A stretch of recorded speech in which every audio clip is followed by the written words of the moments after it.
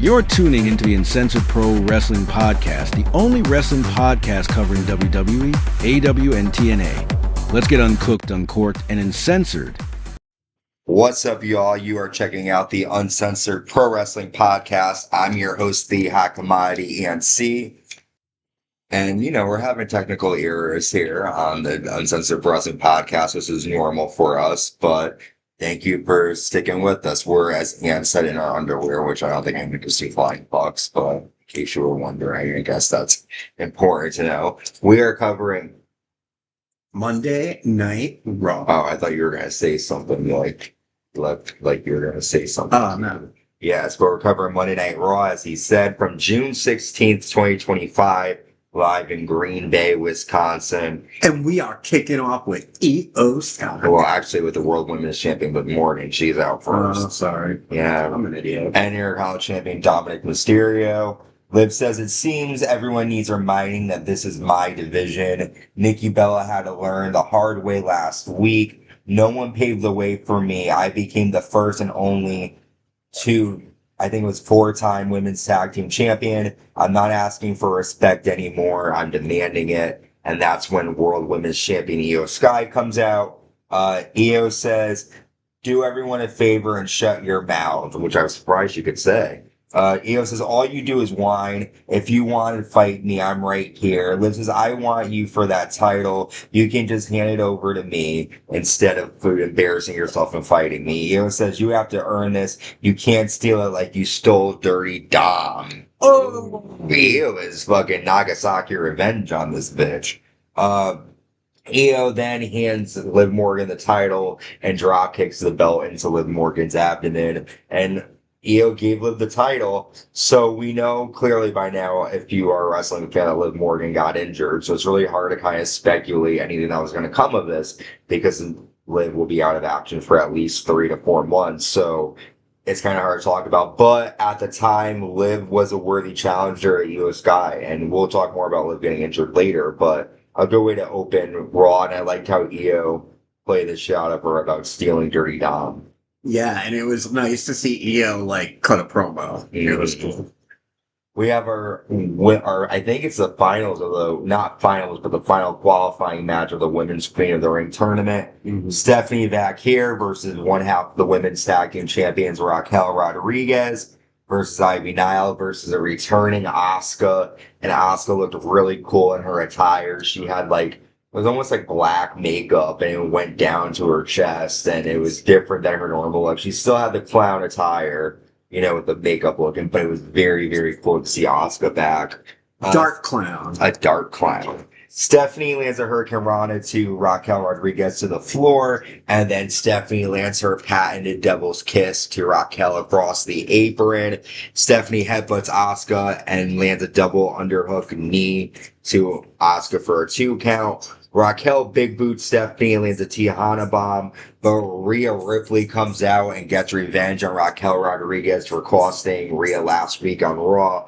Rhea lands a riptide to Raquel on the floor, and Asuka lands the Empress Impact to advance the Queen of the Ring, and she'll take on Alexa Bliss on SmackDown. Which is her new signature, which is basically her just throwing her ass at somebody. But she used to do that before, in NXT. It's a running hip attack, basically. But what did you think of Asuka? I know we're both big fans of her, so were you glad? I was really happy to see her back. She looked really good, and I think she's going to cause some major chaos. Here's my question about this match, and it has nothing to do with Asuka. I'm glad that she won, but with Evolution coming close, it looks like they're doing Raquel and Rhea, based on storyline. Yeah. But do you really think that that's smart with Rhea Ripley being, the top woman in WWE? Should she fight a former WWE, or do you think she should go after a title? Do you think that's the best way to utilize her right now, is going after Raquel? But also remember, this is before Liv got injured, so things might change. Also, we could see them fight at King of the Ring.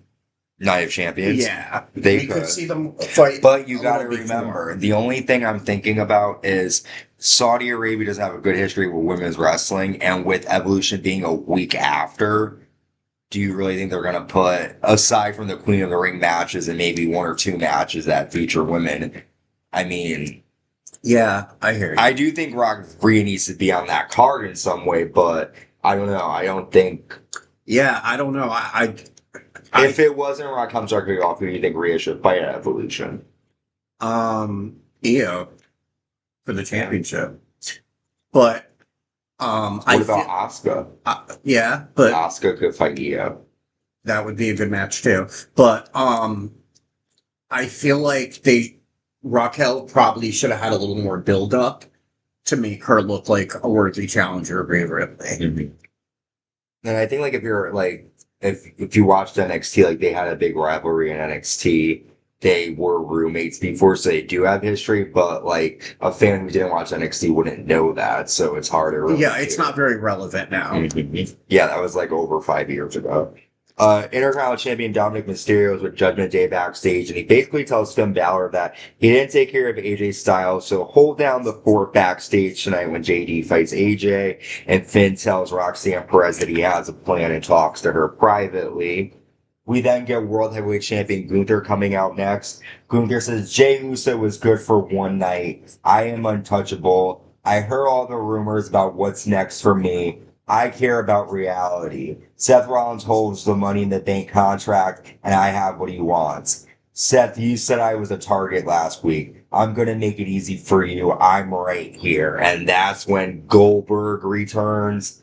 And Goldberg says, don't be confused. Tonight I'm here to celebrate you winning the World Championship. I just wanted to tell you how proud I was of you. A few months ago, you started something with me and my family, and I'm going to end it in Atlanta. July 12th, Saturday night's main event. You're mine because you're next. So we're going to get World Champion Gunther defending against Goldberg at Night of Champions. This is a rivalry that stems from, I guess, last year's Bad Blood. That's when everything happened between them when he got in the kid's face. I'm glad it's happening on Saturday night's main event because we know Goldberg's not going to win. This is going to be his last match. And it will be interesting to see these two guys go at it because at the time, Goldberg was the man. He was the equivalent of Stone Cold Steve Austin at WCW. Atlanta's going to go hard for him because that's where, he had most of his career. But Gunther's definitely going to win. But what do you think? I thought it was like a fun return, but at the same time, people are talking a lot of shit. They're like, why does he get a title match, number one? And number two, as we can see on our TV right now, he was sweating walking down to the ring. Mm-hmm. So, what kind of shape is he in? Also, he's 58 years old. Yeah, I mean, I watch a lot of stuff, wrestling stuff online on YouTube, and he just got injured 2 weeks ago training. So it's but hopefully it'll be a good match. Well, I hope so. And also, if you notice, Gunther's laughing at him. His other opponents, Goldberg, they all look nervous and take him seriously. Gunther's not. And I kind of wish they play that up a bit more. Because it's just an old man screaming in your face, you're next, in a grocery store. It's there's really no sense of Gunther to be afraid. But who knows? Stranger things have happened in the WWE. We have AJ Styles. He did beat Brock Lesnar in 30 seconds. He did. AJ Styles taking on JD McDonough with Intercontinental Champion Dominik Mysterio in his corner. AJ applies a calf crusher to start the match and chases Dominik around the ring. JD dives onto AJ on the floor. Dominik distracts AJ, but AJ is still able to land a Styles clash, and AJ gets the win. After Dominik tries to attack AJ, but Styles gets the better of Dominik. Finn pulls Dominik out of the way of a phenomenal forearm, and AJ grabs the Intercontinental title belt and leaves with it. So we do find out later that Dominik will defend against AJ at Night of Champions. But I'm excited that Dominik's actually getting a serious challenger in AJ Styles. But I do think at this point, AJ's getting older, and he's not able to do what he used to do. He's kind of getting to the point of John Cena. They'll have a decent match, but I'm not looking to it being a 5-star. And if it is, I'll be happily surprised. I'm a big AJ fan. I'm a big Dominik fan, but AJ's getting older now. Yeah. Also, I'm getting kind of tired of the whole Finn Balor and and Dom. Like, it needs to happen. It's got to happen. And there's no point the Judgment Day being together anymore. Carlito's gone. Liv's not there. Probably with Liv gone, they're gonna put Roxanne with Dom. Here's, not to cut you off, but the one thing that they're thinking about is that with Liv being injured, the question that I was listening to on Getting Over, which is another podcast, is that when are they going to pull the trigger with Judgment Day? Are they going to wait till she comes back and then do this whole thing? Or are they going to, because Liv was an integral part of the story of them breaking up, you know, in terms of that. Right now, it's Finn and Liv arguing over what the direction that Judgment Day needs to go in. And with her being out, I do think they could, you know, end it, but it's like that adds another thing that WWE is probably going to do. So we might get another 2-3 months of Judgment Day. Yeah. And do you think that Roxanne is going to step in Liv's place while Liv's gone? Maybe, but I have a feeling they're just gonna. I think they need to just get rid of the women's tag titles. Every time there's a fucking curse. I didn't mean with the tag titles. I mean with Dominik. Do you think that Roxanne is going to slip into Liv's place and be Dominik's girlfriend for the next 3 months? No, I think she's gonna screw over Dominik. I think she's gonna be with Finn. And now that Liv's not there, Dominik, because here's what I think could happen. I think because Dom is getting like really like a lot of people are liking him right now, what they could do is have Roxanne join with Finn while Liv is gone and have them like outnumber Dominik. Liv comes back, she's gonna get a pop because she's been gone. She turns babyface, Dom turns babyface, and then you get the Liv and Dom against Roxanne and Finn. Because I was thinking that too. Unless they make it where Roxanne looks like she's into Dom and then she goes with Finn, because there's no way that Dom's gonna get 3 different women like that. Everyone's like, oh, he's gonna be the biggest. Like, that would be funny and cool if he did. I'd be okay with it. But I think it would be better storyline wise if Roxanne and Finn outnumber Dom like he's outnumbered people in the past, and he's going to get sympathy because he's by himself. No one's going to stand up for him. And then Liv comes back and gets in it with Roxanne. Maybe Rhea, maybe they do like a old Judgment Day. I mean, I'm just talking at the top of my head. Remember, Raquel is still in the mix. Yeah, well, she's gonna stick I up for could Dom. see it being like, I mean, this is corny, but like Damian Priest, Dominik, Liv, and Raquel against like Finn, JD, Roxanne, and whoever. I mean, I doubt they're going to keep this going, but if they were, that would be my thought. Yeah. Bayley comes out next, and Bayley says, I missed you all so much. Every time I step in this ring, I don't take it for granted. I revel being in front of you. 2 months ago, I was robbed of a WrestleMania match. I don't do it for big moments. I do it for people like you. Becky Lynch, if you think what you did broke me, no, it healed me and made me stronger. You've always been 2 rungs ahead of me, and it ate at me. I'm coming straight for you and taking everything you took from me. That's when Women's Intercontinental Champion Becky Lynch comes out. Becky says, I've always been a chip on your shoulder. You accept being second fiddle. I don't. You would rather have your friends than a legacy.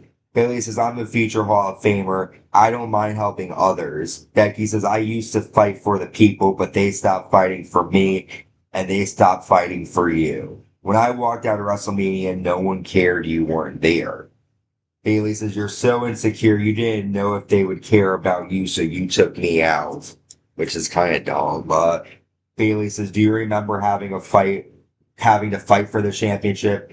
Or is your head too far up your ass to remember those days? Becky says, do you remember what gold feels like? Bayley says, remind me, step to me. Like, it was so corny. And then Becky says she'll fight Bayley, but she'll fight her in Columbus next week on Raw. Becky goes to slap Bayley, but Bayley punches Becky. So it was interesting. It was kind of weird, like the ending. Like, they kind of got confused with the whole step to me and all that shit. But we're going to get Lynch and Bayley next week. What did you think of this promo? Yeah, it wasn't the best. I feel like they both could have done a lot better. I think the match will be good next week, but they need to heighten the storyline a bit. I think that Bird Lady is going to turn on Bayley. And kind of rightfully so. I mean, Bayley kind of like just stepped in the middle of her fight, and it really wasn't to protect her, it was her own angle. So I like Bayley and everything, and I hate Bird Lady, but that's where I think that's gonna go. I think I'm going to go in you a little bit. Kairi Sane's supposed to take on one half of the women's tag champions, Liv Morgan. During the match early on, Kairi slams Liv, and Liv lands awkwardly and separates her shoulder. The match stops immediately. Announcers call it. Liv's going to be out for at least 3 to 4 months, and it sucks because she just came back from filming a movie. She had a lot of momentum, and now she was going to fight Nikki Bella. And Liv's only been back about a year. She was hurt before, and she just came back. I mean, she's been back like a whole year, but this is another big injury, and it really just came out today that it's going to require surgery. Poor Liv, we hope you get better soon, but that's what happens. And it was like such a silly thing, too. Like, they weren't doing anything crazy at all. We get our main event, the finals of the qualifying matches of the King of the Ring tournament. Jey Uso versus Rusev versus Sheamus versus Bronson Reed with Paul Heyman. Bronson backdrops Sheamus into the crowd. Sheamus lands 10 beats of the Bowery to Bronson Reed across the railing. Bronson lands the World's Strongest Slam to Jey Uso. Sheamus hits Reed with a white noise for a 2 count. Reed lands a tsunami to Sheamus, but Jey Uso breaks up the pin. Jey spears Reed, but then Braun Breaker shows up and pushes Jey Uso off the top rope. Sami Zayn runs out and takes out Breaker. Breaker then military presses Sami Zayn over the announce desk. Penta comes out and dives onto Braun Breaker on the floor. Bronson Reed lands a Death Valley driver to Jey Uso, but LA Knight comes out and pushes Bronson Reed off the top. Uso spears Reed, lands an Uso splash to the back in front of Reed, and Jey Uso advances to the King of the Ring with a lot of outside interference in that match. Seth Rollins then comes out to confront Jey, but Cody Rhodes run out to make sure that Seth doesn't attack Jey. So, crazy ending here, but Jey Uso is going to take on Cody Rhodes to find out who will be in the semifinal. Well, that will be the semifinal match at the King of the Ring. Yeah, there's like so much of this. There's Cody and Seth, and then Cody and Jey kind of turn and look at each other because they know they have to fight. Mm-hmm. And they did a good job, I think, with this King of the Ring tournament. I think we're going to see some good fights, and I really couldn't predict it right now. I don't know who's coming. So, yeah, it'll be interesting for sure. And also to see when Seth's going to cash in. I want to see you. Because you're attractive. Thanks. Yeah, so we've covered all this episode of Raw. I'm excited, like you said, to find out what's going to take place next week. We're on the road to Night of Champions. Saturday night's main events coming up, Evolution, a lot more coming your way. So make sure you subscribe, like, hit the notification bell on YouTube. Follow us on Spotify, Apple Podcasts, and wherever you get your podcasts. Until next time, stay safe and stay uncensored.